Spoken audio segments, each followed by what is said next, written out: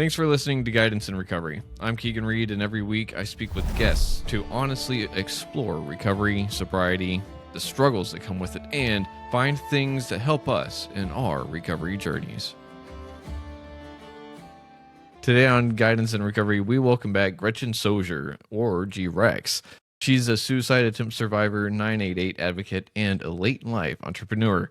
We're tearing down the myths of recovery and discussing why it is never too late to reinvent your soul. Stick around for an insightful episode on how to help your extroverted friends. Just got to ask right off the bat, what myth is it that you like to help bust whenever you're dealing with people's wellness and mental health space, or the shit that goes on in our heads?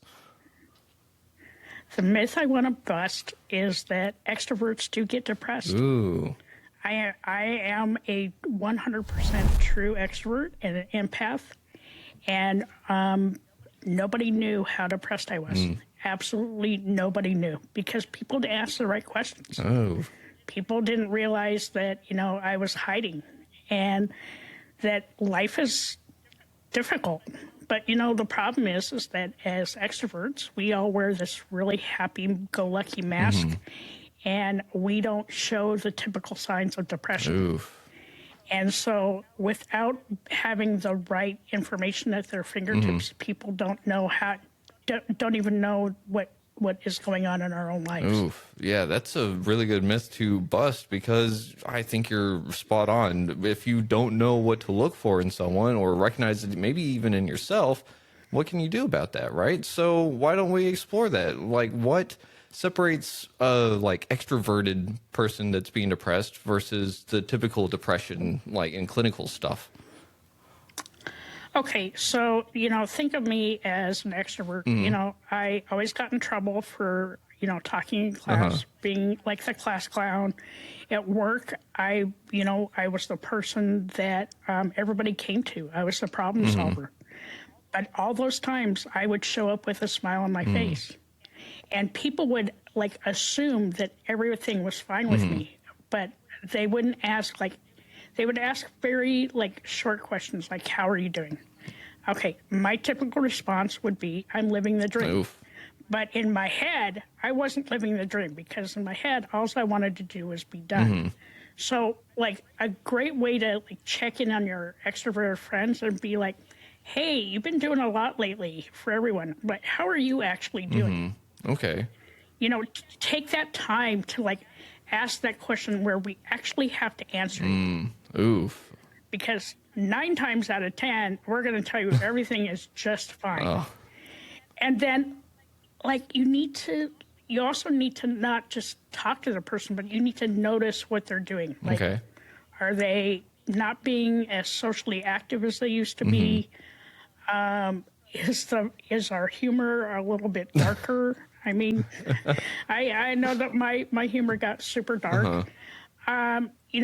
Canceling plans at the last minute.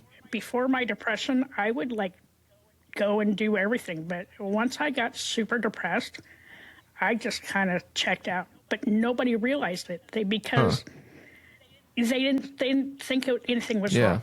Okay. And I was not the fun one. Then here's a question, though. It's do you feel like you kind of brought that on yourself because you wore the mask all the time? Or do you think that society just has a bad habit of really not seeming like they actually care about other people? It's a little bit of both. Okay. I mean, for me, I couldn't figure out what was going on with me. I was 59 and a half at the time. I'd never felt that way before.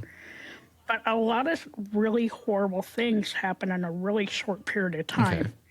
And so for part of me, I felt shame and I felt weak because I couldn't fix myself, but I didn't understand what was going on. I couldn't find my voice. Yeah. So I didn't feel like I wanted to burden anybody with what was going on with me, because as an empath, I was too busy taking care of everybody else's shit and not taking care of myself. And, the bottom line was that was it. I didn't take care of me. I took care of everybody else. Everybody else was good. They had some place to cry. They had some place to vent. Me, I just kept shoving it down until it absolutely had zero place to go. Okay. Oof. And in society, you know, here's the problem. You know, as we were going through school, none of us took a mental health class. None of us. Okay, so people don't know how to become emotionally available. They don't know how to become empathetic. Their emotional intelligence, based on however they grew up or whatever job they look, it all depends on those things. But as a society, like, we need to start checking in on people more often. Yeah. Especially now, the world is literally on fire. And if you have friends out there that are a little checked out, whether an introvert or an extrovert, check in on them. I started a Sunday check-in with text messages. So I reach out to people via text on Sundays with a message. And they don't have to answer me back, but if they can send me like a little heart or a flower and just let me know that they're doing okay, at least people feel seen. Yeah.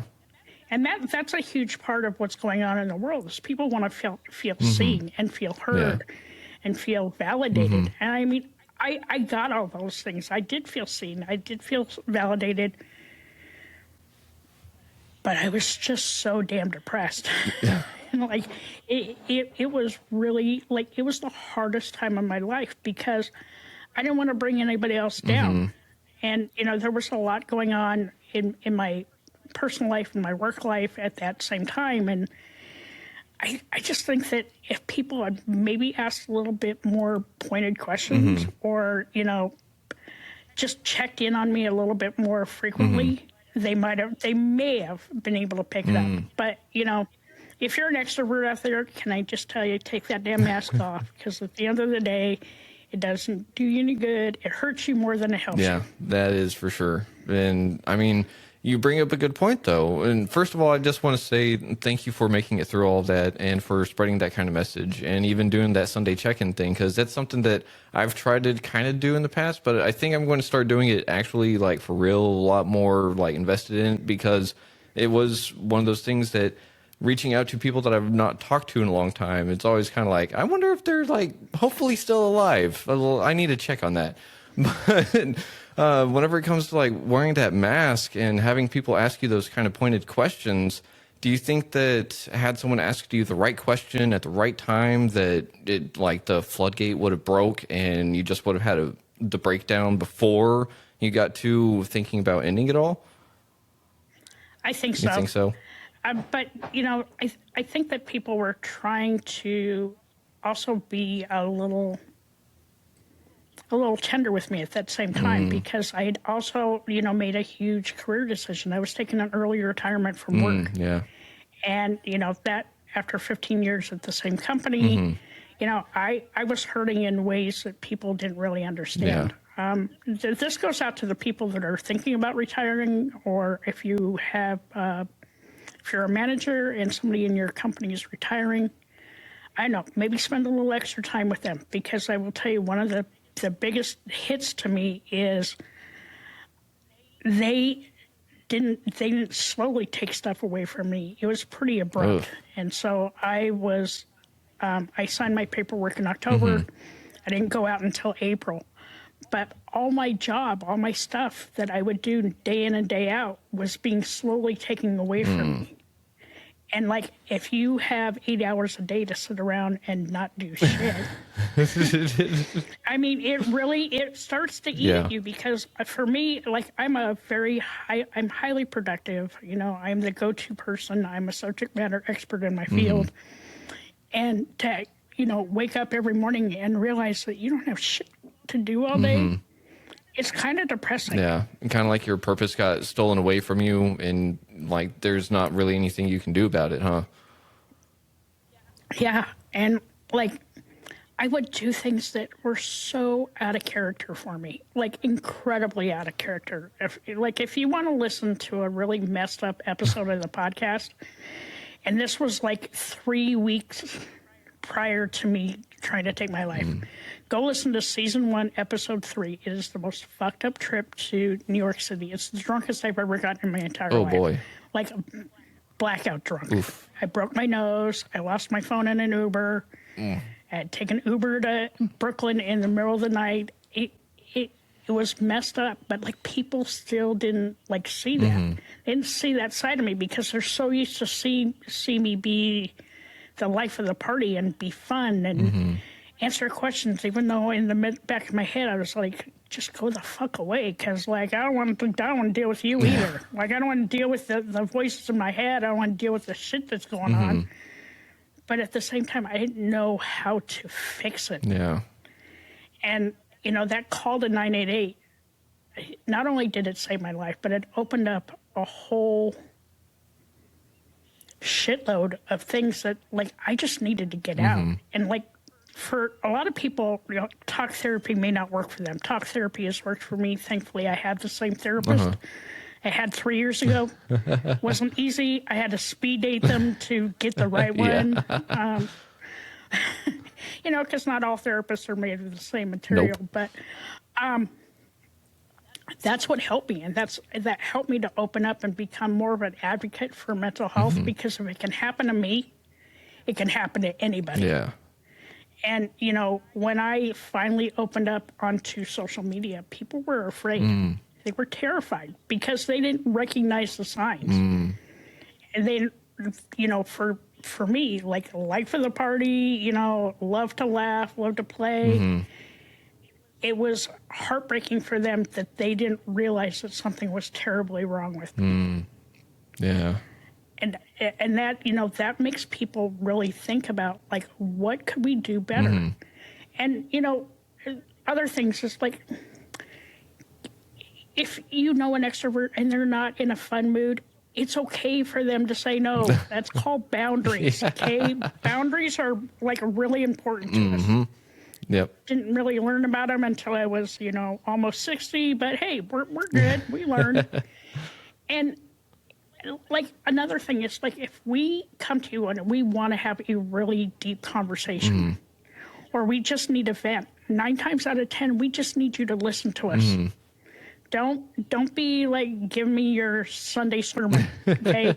A lot of times it's just us wanting to air out what's going on in our head, vent, kind of get it off our chest. And if we want advice, we're going to ask you for advice.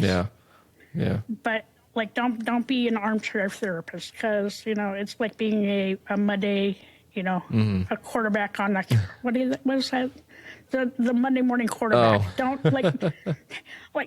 don't try and don't force a conversation. Okay. Yeah. Don't try to fix everyone's problems. It's kind of like calling a plumber for your roof that started leaking. Like they might both include water, but plumbing and roofing is not the same thing. It's not the same thing. And like if you're in like a social moment, maybe a work gathering or something like that, and you're really good friends with this person, and you notice that they're not acting the way that they normally would, maybe pull them to the side and say, hey, is there something I can help you with? You're not your normal self. Yeah. Okay. Most people, because I will say it for myself, I got mad when people ask me, like, what can I do for you? I'm like, how about leave me the fuck alone? Yeah. Okay. That's what you can do, is like, leave me the fuck alone. But as I started to get better after lots and lots and lots of therapy, I'm way more open about how I feel. Okay. So if I'm down, people know where I sit down. I don't hide behind a keyboard. I don't hide behind the computer. I don't hide behind my microphone.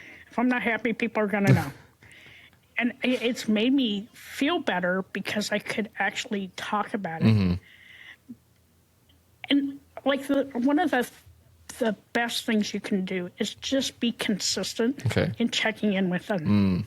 Don't make it intense. Don't make it all weird and shit. Just, you know, be consistent with your check-ins, kind of like with my Sunday check-ins. You know, because consistency builds safety. If we feel safe with you, we're going to open up to you.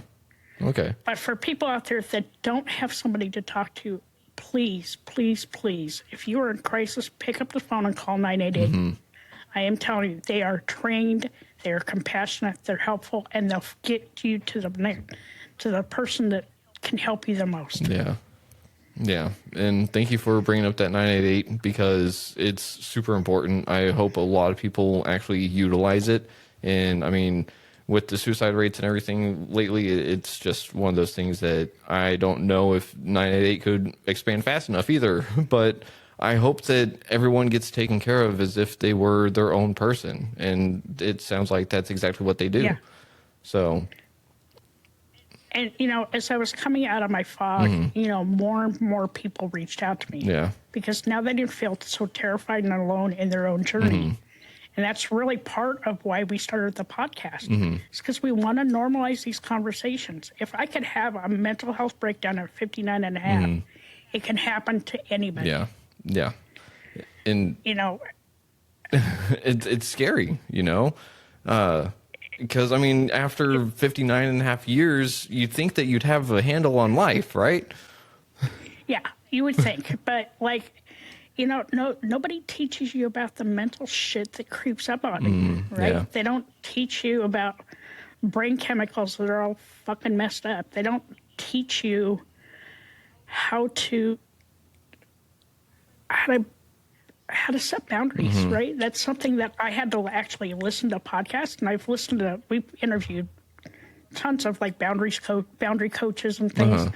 And as you listen to these people, shit starts to click. Yeah. You're like, fuck. Wow, why the fuck didn't I learn that 2,500,000 years ago? But, I want people to know that it's okay to ask for help. It really is. And there's no shame. There's no weakness in it. Yeah. And that's what I felt. I felt shame and weakness because I couldn't fix myself. Here's somebody who can fix a lot of stuff, right? Yeah. When it comes to tech stuff and things like that, I can fix that. I can help fix people. I'm always somebody's shoulder to cry on, but self-care and self-love, they're not just little code words, okay? It's not like a gimmick saying. Yeah. If you are not fucking taking care of yourself, you absolutely cannot take care of anybody else. No. You may think you're doing a great job of it, but at the end of the day, you're just hurting yourself because if you're an empath, you're taking on more and more shit that you shouldn't be dealing with, okay? No. Deal with your own crap first before you start piling on. Yeah. And, if you have friends out there that are like that like to pile on and pile on and pile on and pile on, I don't know, maybe check them out because they're probably piling on so they don't have to deal with all that crazy that's going on in their head. Yeah, that's a really good point because I was right there too. I would definitely help out other people before helping out myself because it was no, I'm not going to go down that scary closet. We're going to go over to this person's basement and help them clean it out, and then we'll just take some of their belongings and toss it in mine and just call it good. But it was not that way.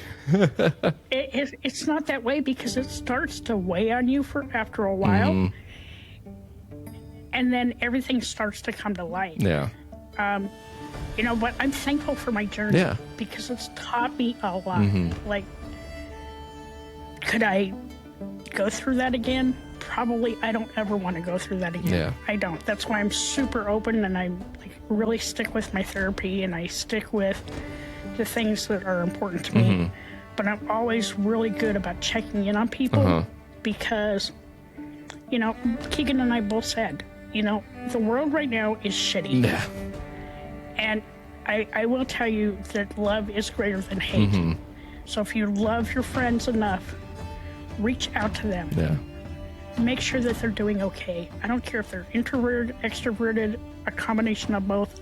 Check in on your people because things are really tough right now, and the suicide rates are through the roof, and people they're just sad. Yeah. It's a really depressing time right now for so many people, and kindness goes a really long way. It costs you nothing to be nice. No. Absolutely nothing to be nice. Nope. But if you don't have anything nice to say, maybe don't fucking say anything at all. Yeah. Walk away, mind your own business, because you absolutely have no idea what's going on inside of our lives because you're not walking in our shoes. Yeah.